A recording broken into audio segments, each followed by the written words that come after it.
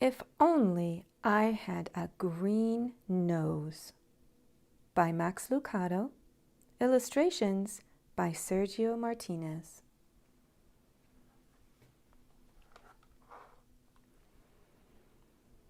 Lucia and Punchinello looked out the window of Eli's workshop.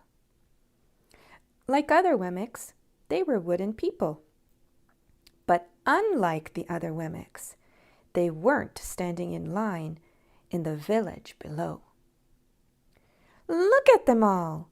Punchinello exclaimed. "I don't understand it," Lucia wondered. "Why would anyone want to paint his nose green?" "Because everyone else is," Eli responded, without looking up from his workbench. Punchinello didn't understand. "What do you mean?" "Everyone wants to look like everyone else. Sometimes it's square hats. Sometimes it's tall shoes. Why, last year, the big thing was yellow ears. Now it's green noses. Everyone wants a green nose." "Does a green nose make them smarter?" Punchinello asked. "No." "Does a green nose make them stronger?" "No." "Does it make them faster?" "No." "Then what does a green nose make them?" Eli looked up and smiled. "Greener." But his smile left as he looked out the window at the long line of Wemmicks. "They think they'll be happier if they look like everyone else. But I made them different on purpose. Freckles, long noses, bright eyes, dark eyes. These were my ideas. Now they all want to look the same." "Not me," said Lucia. "I'm happy just the way you made me." "Me too," agreed Punchinello. "I don't need a green nose to feel special." Then he paused and looked at the village. "But I would like to see how a green nose looks up close. Want to go?" Eli smiled as the two stood to leave. "Just remember, I made you different on purpose," he told them. From street level, the line looked even longer and the noses even greener. Lucia and Punchinello worked their way to the front of the crowd and watched as one Wemmick after another stepped into the nose coloring store and came out painted. "It's the latest thing," barked a Wemmick on the sidewalk. "Don't be the only Wemmick with the plain nose." "Who is that?" asked Punchinello. Lucia shrugged. "I don't know." "Why, that's Mr. Willie Withit," volunteered a Wemmick from behind them. "Does he run the nose painting store?" asked Punchinello. "More than that," the Wemmick explained. "Painted noses were his idea. So were the square hats and the tall shoes and the yellow ears. New things are his thing. He decides what is with it. Isn't he the best?" Lucia and Punchinello took a good look at this tall Wemmick with the deep voice, big smile, tall hat, and green bow tie that matched his oh-so-great green nose. Both were thinking the same question. Lucia asked it. "Who made him the new thing picker?" The Wemmick looked puzzled, like he'd never been asked that question. "Well, I don't know. He always has." Then his eyes brightened. "Wait, look, here comes a new nose." Ooh, said the Wemmicks. Ah, admired some of the others. The just-painted Wemmick didn't stop to speak. He just kept his nose in the air and walked past. All the green-nosed Wemmicks did this. After all, how could your nose be seen if it wasn't in the air? Walking around high-nosed, however, was risky. Wemmicks walked into walls, doors, even each other. Lucy and Punchinello had to be very careful. One Wemmick took up the whole street. Step back, he announced. It was the mayor. Make way, every Wemmick. My wife is coming in for a touch-up. With one hand, he waved back the citizens. With the other, he guided her through the crowd. Horrible! Just horrible! She cried, covering her nose with both hands.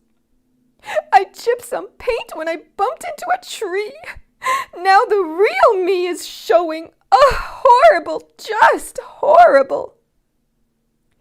As the crowd passed, Lucia shook her head. Such a fuss over a green nose. Yeah, agreed Punchinello. You'll never catch me in the nose coloring store. Aw, Punch, I was hoping you'd go. Punchinello recognized the voice immediately. Twiggy? He turned and looked at the wide-eyed, sweet-smiling Wemmick. His ears began to turn red. They always did when he saw her. He reached up and covered them. Why don't you paint your nose, Punch? I painted mine. Everyone else is painting theirs. Besides, you'd look good in green. Twiggy reached up and touched the tip of his nose. Yours is so cute. With that, she turned and walked away. Bye-bye, she waved. Punchinello moved one hand from his ear to his nose. He turned and looked at his reflection in a store window. Lucia had to grab his hand to get his attention. Come on, Punchinello, let's go. As he walked past the store, he noticed Willie Whiffet examining his nose in a handheld mirror. Later at home, he did the same. I never noticed before, but my nose sure looks pale. The next morning, Punchinello walked down the street with his friends, Splint and Woody. Are you really thinking about it? Woody asked. Sort of, Punchinello answered.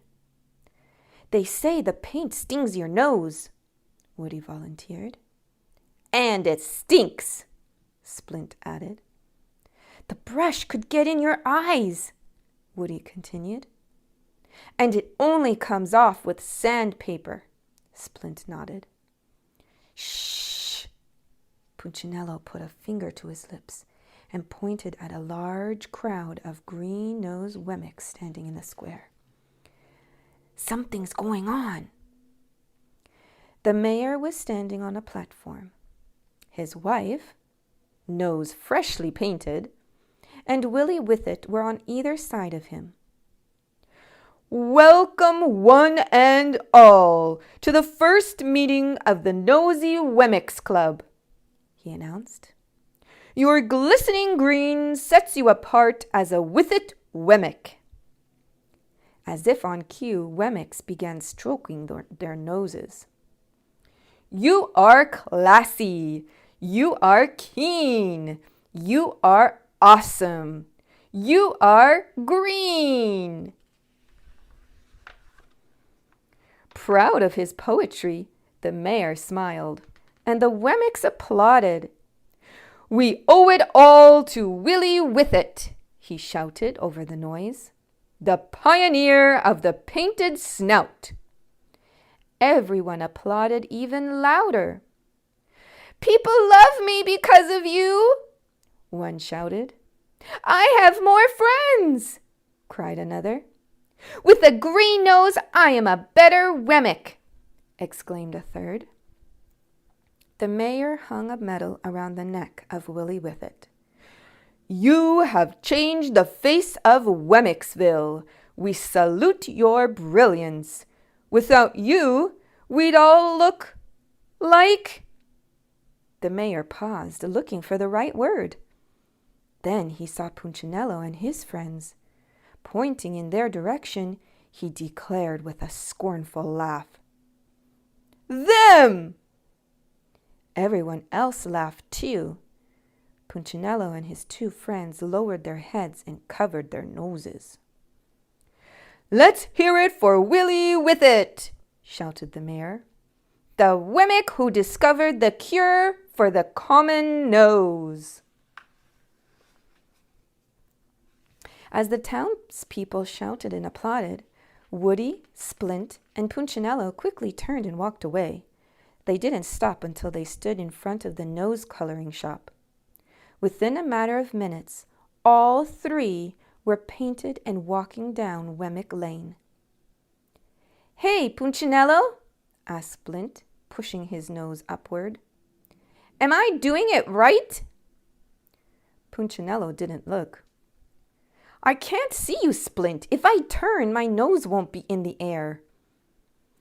Phew, this is tough work, Woody added. Not only do you have to get painted, but you have to walk weird. Yeah, but doesn't it feel great to be with it? Punchinello asked. And for a few days it did. They hung out with other green noses and made weekly visits to the nose oculist for a nose polish. They bought nose gloves for cold days and nose brellas for rainy ones. All three read Willie Whiffet's new book, Winner by Nose. Most of all, they enjoyed looking down their noses at the unpainted Wemmicks. One day, when they were feeling especially smug, Splint said to Punchinello, I just can't imagine who wouldn't have a green nose. Punchinello agreed. Anyone without a green nose is so... So what? A voice interrupted. It was Lucia. Punchinello was embarrassed. I haven't seen you in a while, he said. You haven't seen anyone in a long time, she replied, except yourself. He started to speak, but didn't. He was bothered by what she said. And he was even more bothered by what he saw.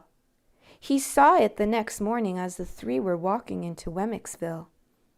Standing on the other side of the road was a Wemmick with a red nose. He needs to get with it, they said to each other. But then they saw another Wemmick, also with a red nose. Then a third and a fourth. By the time they were in the village, they were surrounded by red-nosed Wemmicks. And those whose noses weren't red were in line to have them painted. Step right up, shouted Willie Whiffet from the steps of his store. Green noses are out, and red noses are in. But we just got our noses painted green, they told him. No problem, he replied. Our red will cover the green. Step right up and get in style. The three friends looked at each other sadly. We thought we were in style, Woody moaned. What could they do but stand in line and have their noses painted red? For a few days they fitted in until one morning they saw a blue-nosed Wemmick. Oh no, they said to each other. Not again.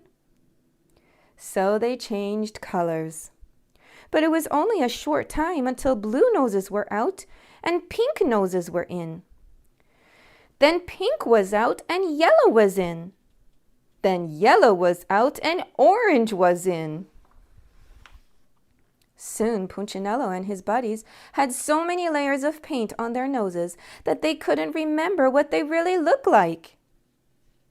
This has to be the final color, they said the day they walked out with orange noses. But once again they were wrong. I am so tired of this, Woody moaned when he saw purple painted Wemmick. I wish my nose was common again. The three sat on a rock and hung their heads. Me too, agreed Punchinello. I should have listened to Eli. You think he would help us? Why don't you ask him? All three turned at the sound of the familiar voice. Lucia, they said. He asks about you every day, she told them. Is he mad? Punchinello wondered. Sad, but not mad. Punchinello looked up toward Eli's house on the hill. He told me to tell you to come. Lucia spoke again. Could I take my friends? Of course. Would you go with me? Certainly. And so the four began the long walk up the hill to Eli's house. When they reached the top of the hill, Eli stepped out of the workshop and began walking toward them. He met them in the yard. One by one, he examined their noses. Been trying to fit in, eh? Punchinello nodded. Did you succeed? Not really. Every time we got close, someone changed the rules. That's the way it is. And my neck hurt from sticking my nose in the air, Woody added. You weren't built to walk that way. We just want to be ourselves again, Splint said. I'm glad to hear that. Can we? They asked. Of course you can, Eli replied. I'll always help you be who I made you to be. Then he reached in his pocket and pulled out a piece of sandpaper. But it's going to take some time. And so Punchinello and his friends followed their maker into his workshop, where he spent the rest of the day removing the paint. It hurt to be sanded, but it was worth it to be normal again.